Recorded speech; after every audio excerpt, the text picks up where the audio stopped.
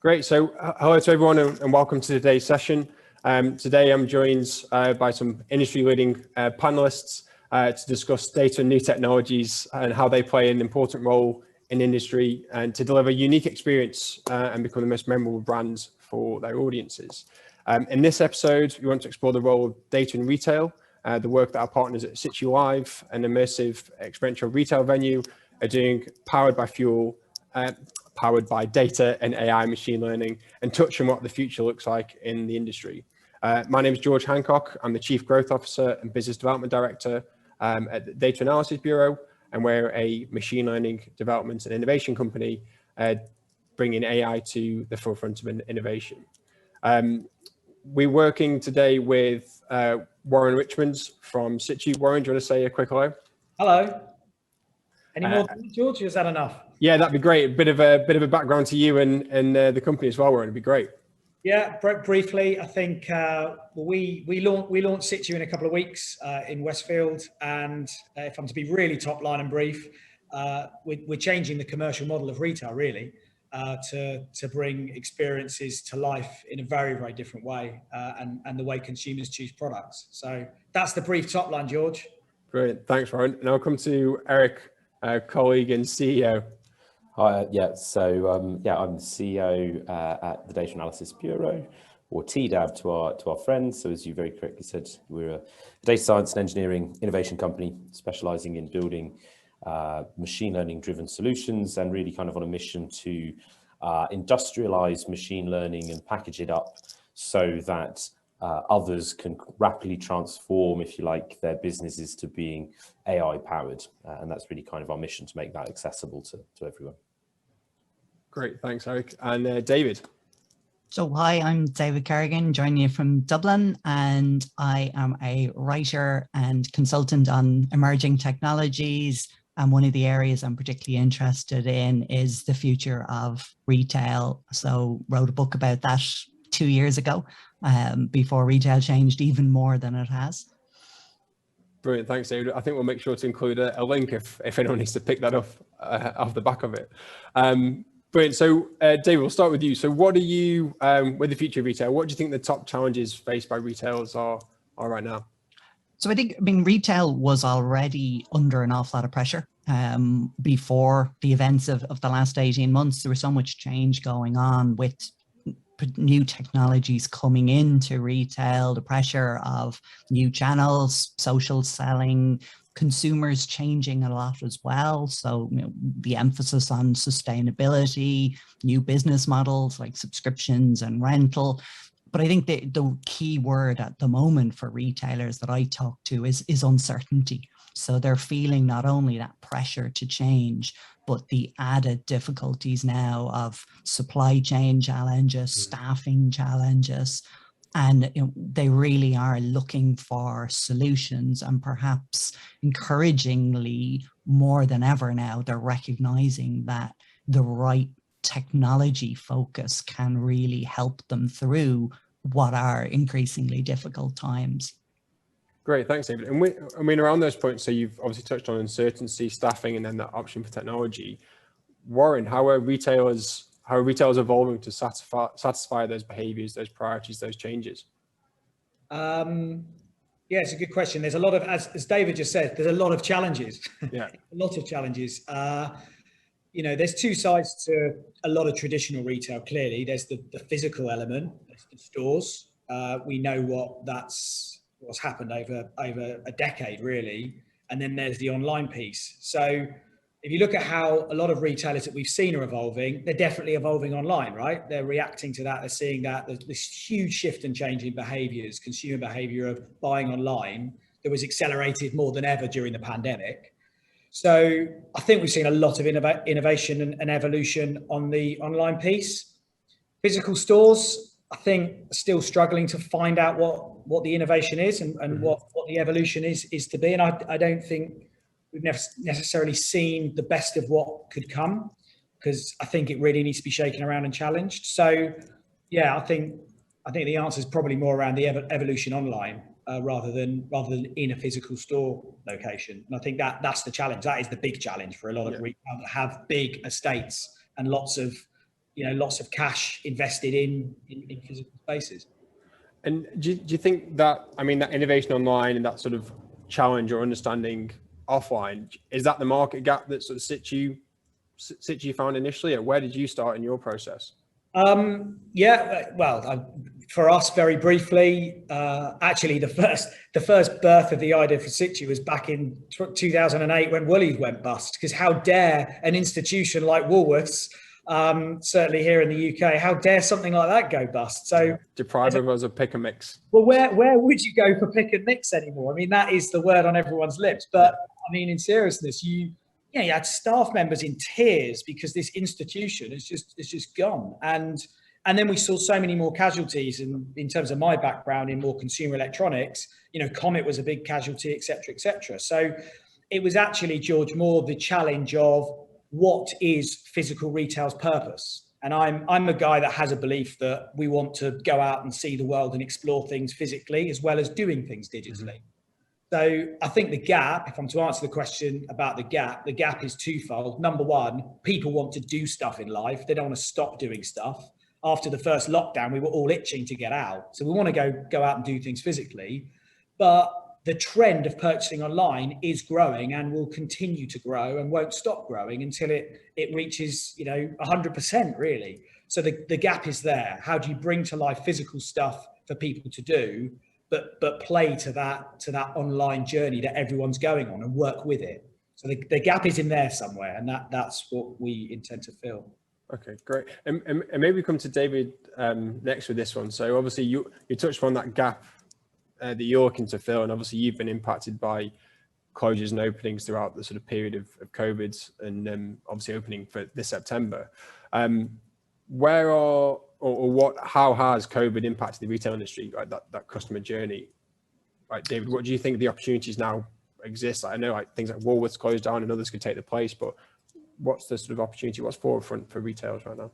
I think one of the strange things about the pandemic has been the different level of impact across different sectors. And I think there are certain parts of retail that did very well over the last 12, 18 months, and other parts that have struggled disproportionately.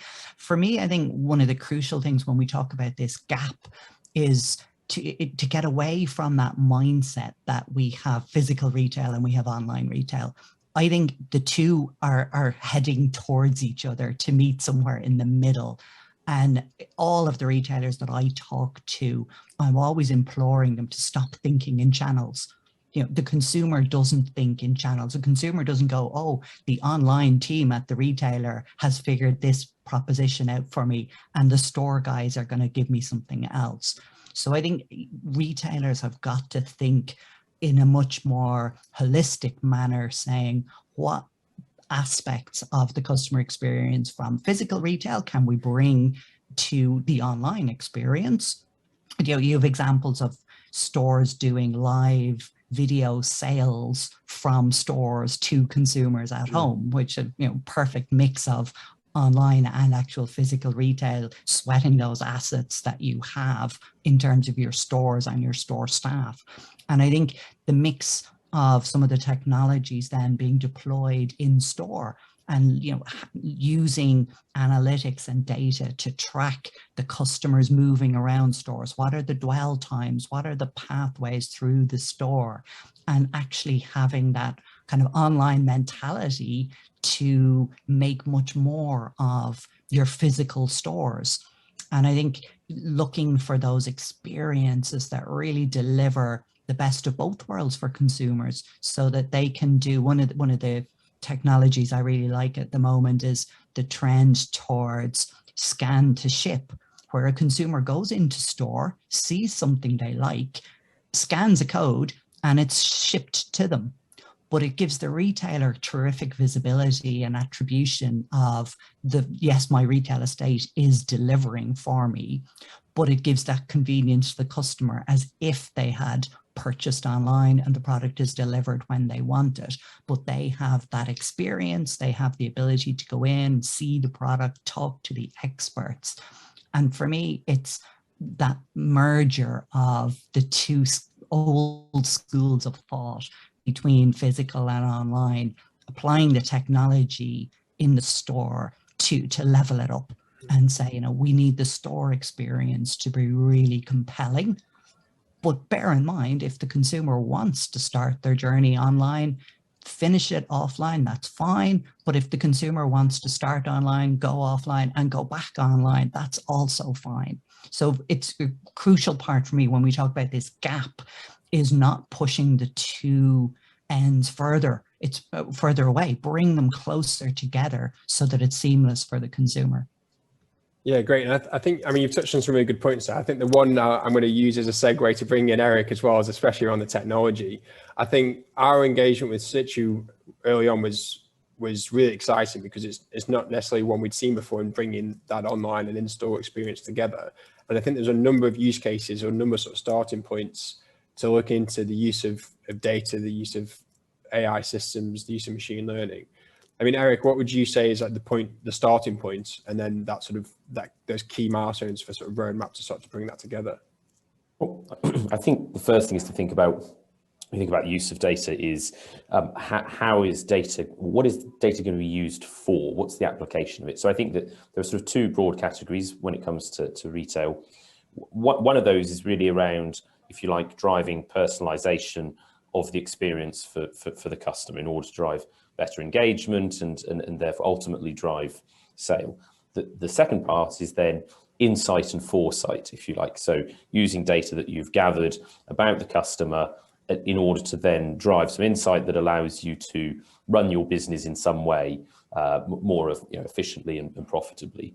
And I think one of the key ones that people have realized recently with the pandemic, of course, is this issue around supply chain, because pretty much everyone, even those that were running good forecasting models, suddenly found that their forecasting models were struggling given the highly dynamic environment that suddenly we found ourselves in terms of political decision making, border closures, and the effects and so forth that had on supply chains. So to try and narrow down a little bit to your question of what are sort of some of the starting place in terms of use cases, I think that obviously depends to a large degree on the particular retailer, their particular business model, the challenge that they're trying to solve, and how they try to make their money. And that is going to drive the choice. But if we were to examine some examples, so for instance, I think that what's really interesting with this kind of marriage of the physical and the digital is that we would all be quite comfortable with the idea that when you go to an e-commerce retailer, you have recommendation engines that try to give you recommendations of other items that you might purchase.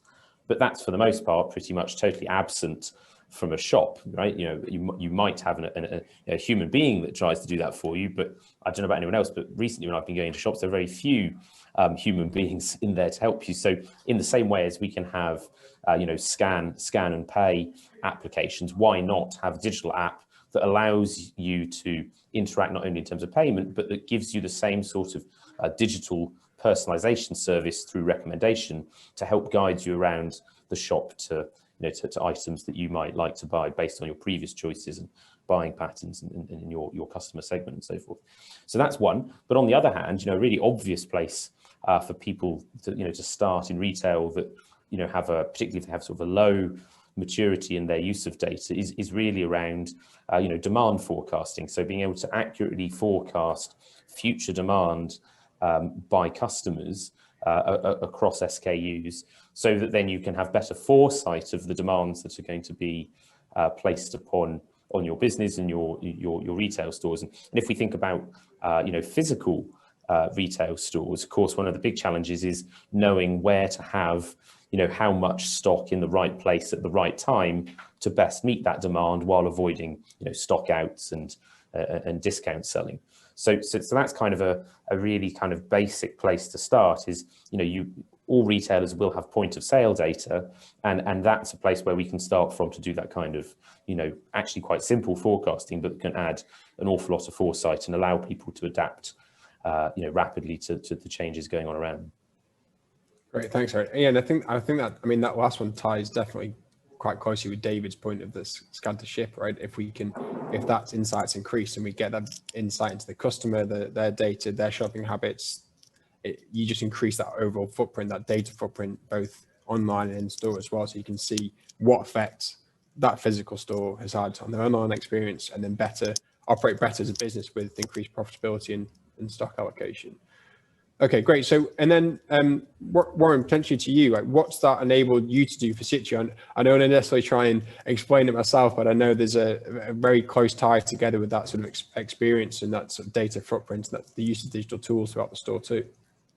Yeah, I think there's some really interesting points actually, because and actually, Eric, your point about, I suppose, people and data. There's some discussion definitely about people and data, because people trading with people and talking to people, that's going to build a lot of trust, and people, we are human beings that want to be involved with other human beings. So there's definitely an interesting angle about how data can supercharge people. If you go into retail, and as you said, Eric, you don't see many human beings at the moment, and because it's being underinvested.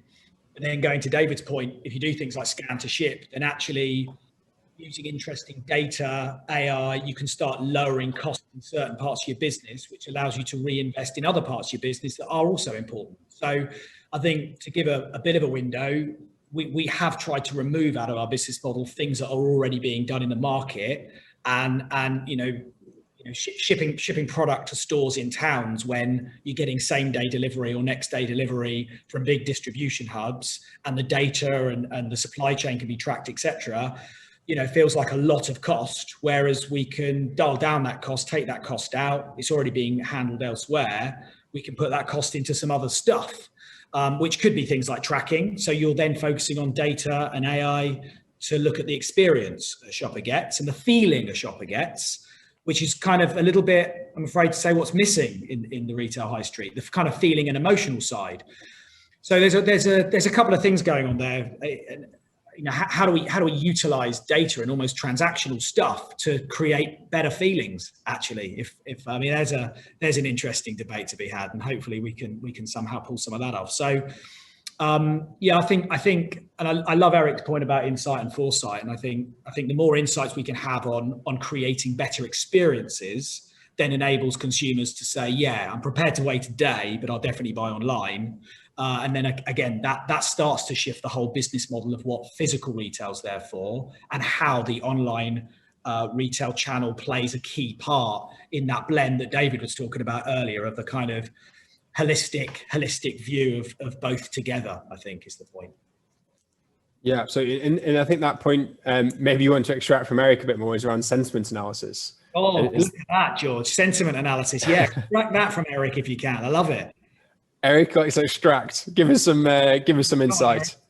Well, what would you like to know exactly about sentiment analysis? I mean, so sentiment analysis is a branch of analytics where we try to quantify positive and negative sentiment associated to to topics, whatever the topic may be. So it's an interesting way of, if you like, doing what we might call opinion mining, where we try to extract insight about what customers think and feel about certain products. And with that, you can do a lot of things. So, of course, you can use that to try and understand, trends in consumer tastes, if you like, and use that to inform your buying strategies and perhaps, forecasting on certain items.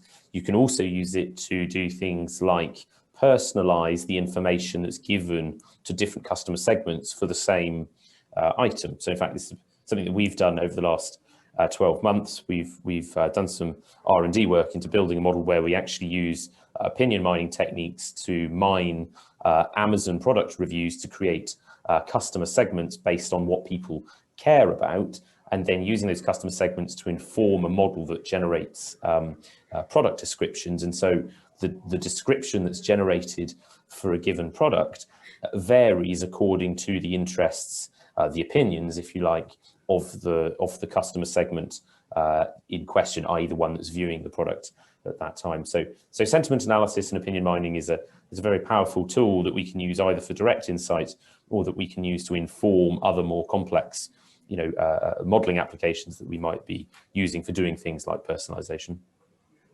George, if I was to bring it down a peg or two, which I wouldn't want to do, but I remember about a decade ago going into an airport and seeing 4 smiley faces, from red to green.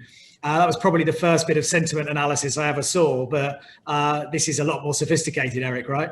Clearly, than pressing a red or a green button like a chimpanzee. Yeah, totally. Especially as ratings data like that comes with all sorts of issues. They have biases in the way that people actually do ratings, and you only really get people that really care, if you like, that give you a rating, and so it can lead to biases towards very positive or very negative. But it is helpful, and I've seen good examples actually of there's some work I saw published about a year ago where the researchers were very successfully forecasting next day demand for commodity products. I think in this case, tablets on Amazon, based only off review and rating data.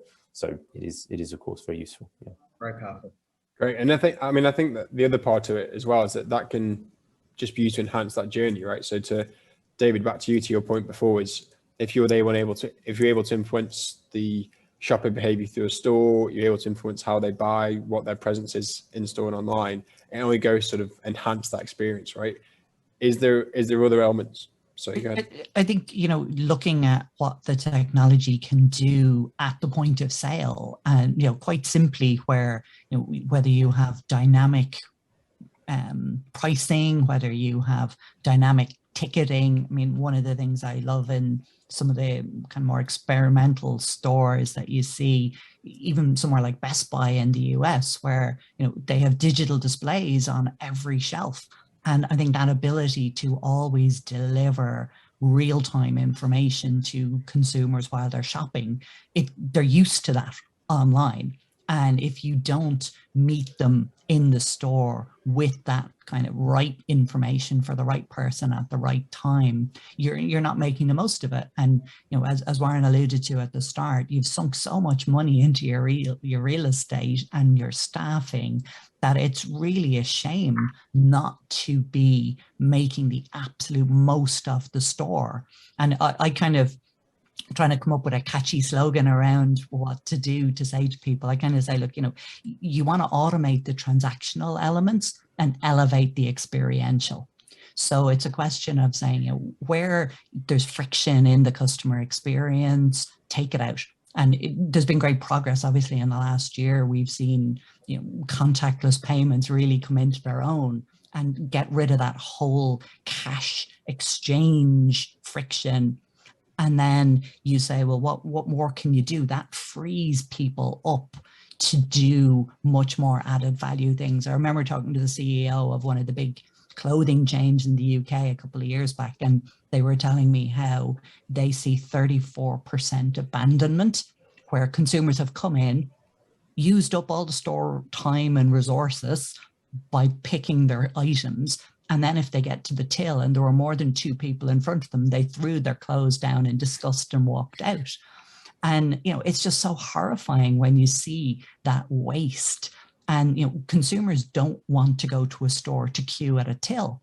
That's not adding value. So what can you do? You want to make sure the selection, the curation, the expertise that's available is what they get from their visit to the store, and take out anything else that you don't need. So make the transaction, whether they can self-checkout or zero checkout, whatever that way is, but focus on what's adding value from that physical store experience.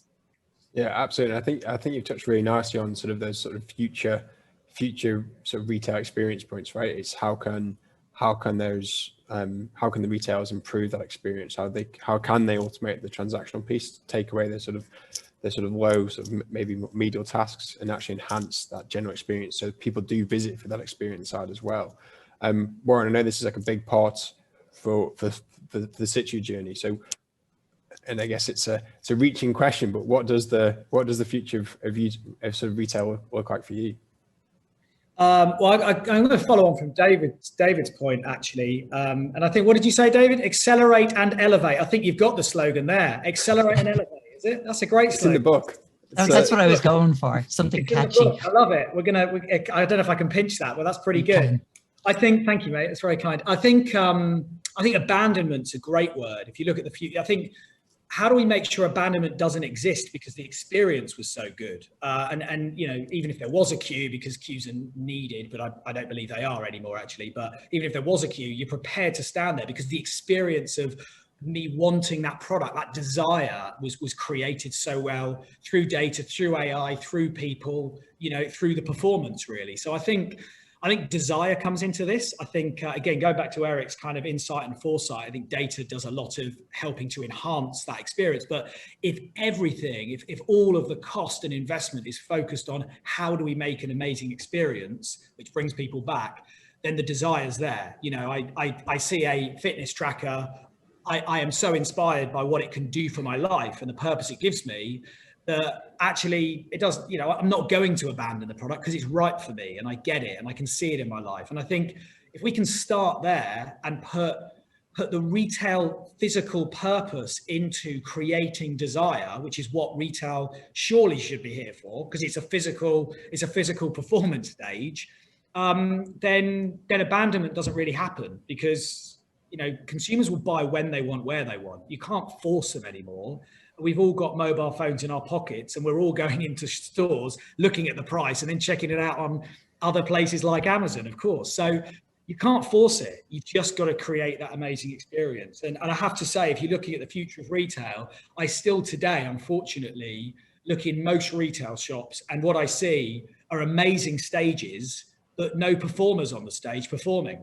And I think if you look at retail as the stage, then where are the performers? And I think that's what really needs to change. We need some performances in retail that create some excitement, and data and AI will play a massive part in aiding that and enabling that to happen in a really unique way and blended with online. Yeah, great. And I know Eric will echo this, but AI isn't necessarily the silver bullet for it. But what is, to bring Eric back into that, what is possible, Eric, with data and AI to sort of enable that future experience? Well, all sorts of things. I think that, you know, if we just carry on from this example, we were talking about, you know, physical retail stores being these, you know, often very attractive, you know, amazing stages, as Warren put it. But yet, when I go in and I've got a question I want to ask someone, there's nobody there I can ask. And if I do want to ask them, I have to hang around for, you know, 10, 15 minutes while someone else gets there, you know, 10 minutes in with the person, and I might be fed up and leave. Now, we're all pretty happy buying, you know, Alexa or whatever virtual assistant, you know, we might have at home, and even buying things off it. So why not bring that into the store? You know, there are lots of good reasons why I like to go to a physical retail store, but why not augment the capacity of the human beings by having, you know, some technology that you know, allows them to do more with, you know, with fewer people, if that's what we need to do. And so one obvious thing would be to have, you know, conversational assistants or virtual assistants, either auditory and spoken word in the ear, or indeed on a, you know, on a device, whether it's your own device via an app or one that you know, you're given when you enter the store. And I think that would actually really help with engagement to a large extent. And what that does actually is, for the retailer, is it gives a really fantastic digital automated touch point from which really valuable insight and data can be collected in a way that's far more systematic than, you know, for instance, you know, every now and again getting feedback from, you know, customer relations agents in the, you know, in the store. So it drives, you know, not only solves one problem for the retailer, but it actually creates opportunity for them to gain insight that they wouldn't have had previously. So, you know, I think that sort of thing is really cool. I think that if we touch on this, you know, idea of the physical stage, I know this is an idea that we've spoken about with the guys at Situ, but of course, we've done work previously in the past trying to use machine learning to analyze and then predict how well a beauty influencer video might perform once it's published onto social media. And I think there's a lot that can be taken from that about, if you have physical demonstrations of devices or a set of devices in kind of a sort of a realistic setting, then there's a lot that could be done to try and use, you know, audience reaction and feedback data in real time to try and estimate their engagement towards certain parts of the show, certain items in the show, and then to use that to kind of relate back to, customer propensity for buying and insight about what it is they like about a product, which again could be fed back to brands about product design and so again it opens up sort of huge opportunities out of the generation of both the insights for the retailers and the brands that they're selling for, and at the same time in order to create better experiences for the people that are in store. And I think there are some really simple fixes, to be honest. Like I say, conversational interfaces and virtual assistants in store seem to be quite an obvious one. Brilliant, thanks, Eric. Warren, you're nodding there, so I was going to say, are you looking into those areas, or do you just see that as the opportunity for? I think I love Eric's first line. I loved everything you said, Eric. Clearly, the first line was a corker in terms of augmenting the capacity of human beings, and I think, certainly if you take maybe consumer electronics, where you've got very technical products, no human is going to be able to compete with Google. So therefore, every individual coming into a store that's already done its web rooming and looked for product is going to know more potentially than other people out there. There's too much to know. So that sort of augmenting that capacity, that helping using data of all that blend, I think that's really fascinating, and I think that's really exciting. So therefore, maybe the question, an interesting one, is what is the role of a human being in a physical space? And if you can use data which consumers and shoppers are now very, very comfortable with, and consumers have got their own mobile phone in their pocket with all that kind of information, then what is the role of the performer? So yeah, I think there's a whole interesting debate to unpick. We're starting with where we're going to start, and we intend to evolve it. But I think the role of people in retail is an important one to work out the purpose. And I think this all comes back to, as Eric said earlier, what's the purpose of data in retail? What's the purpose of people? What's the purpose of traditional physical space versus, online? And I think when you get back to the purpose, then you can solve the answer of what to do with it, really. So yeah, no, I like that first line, definitely. I think when it comes to this whole sort of augmentation bit, the question that has to be asked right at the beginning is around, like you say, around this idea of what's the purpose of the human being, which I would perhaps rephrase as, what is the value add that the human being is giving, and what's the value add that the technology is giving? And I think at a very high level, we generally try to think of, when we think about these sort of ML/AI systems and augmentation, is that there are things that human beings are very good at, emotional intelligence, lateral thinking, problem solving, creativity, intuition, so on and so forth. Machine learning and AI is not going to do that very well for quite a long time still.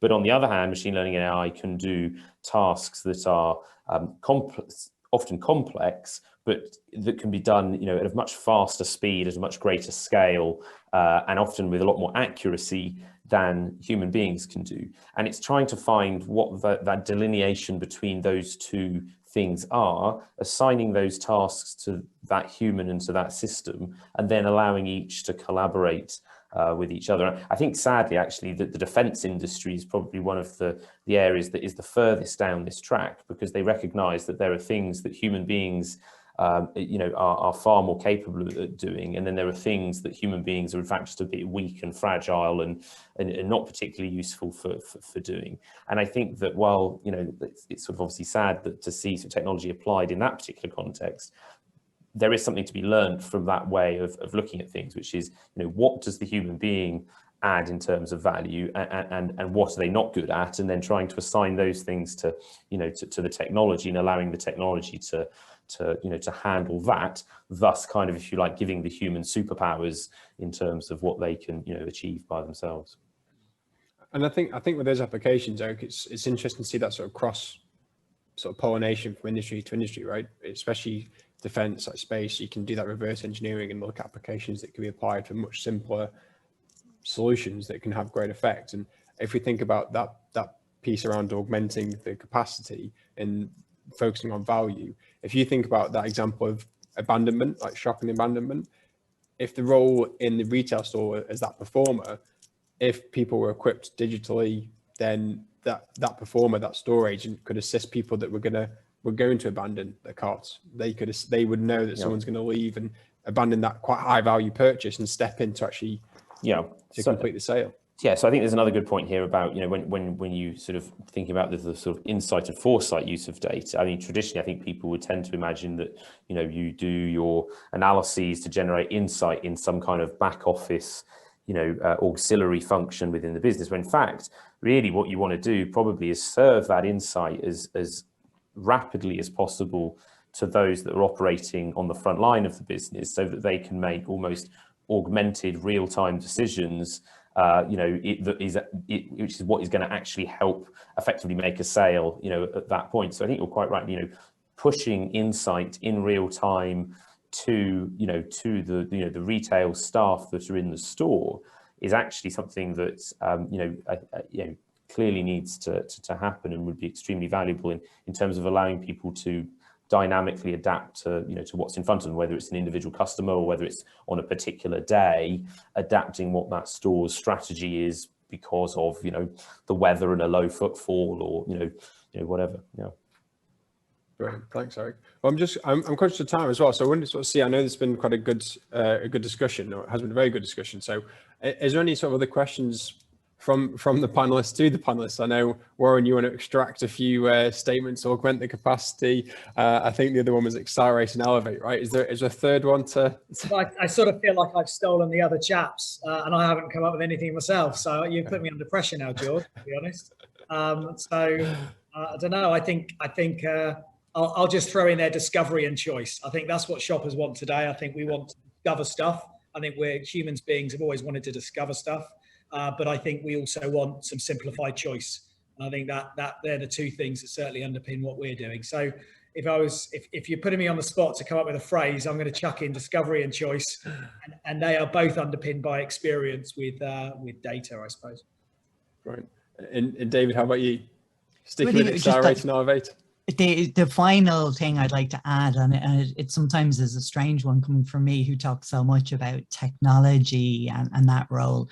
But when I took over running a retail chain, one of the big learnings for me was the focus on the people element and understanding, going back to what Warren said at the start about kind of reframing the business models around retail. I think one of the crucial things not to forget about is has your organization got an incentive structure to make it work? And again, going to where we started around the gap between physical and online, one of the things that drove me mad when I was trying to manage the business was, where we had our online team competing with our retail team and arguing over who got the commission for a click and collect sale and this kind of madness.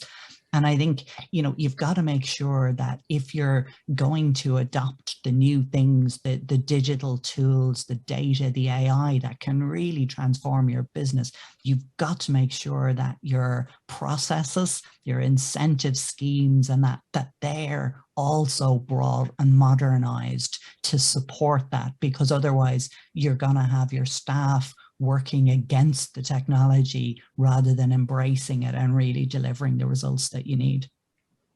And actually, can I just add, David, because I think it's a fantastic point. I think the incentive scheme within the business model has to be relevant for today's shopper, because today's shopper doesn't want to be sold to. So incentive schemes that are still centered around sales potentially in the future may not work where they did years ago in retail. So yeah, I think that's a really great point, David. Really great.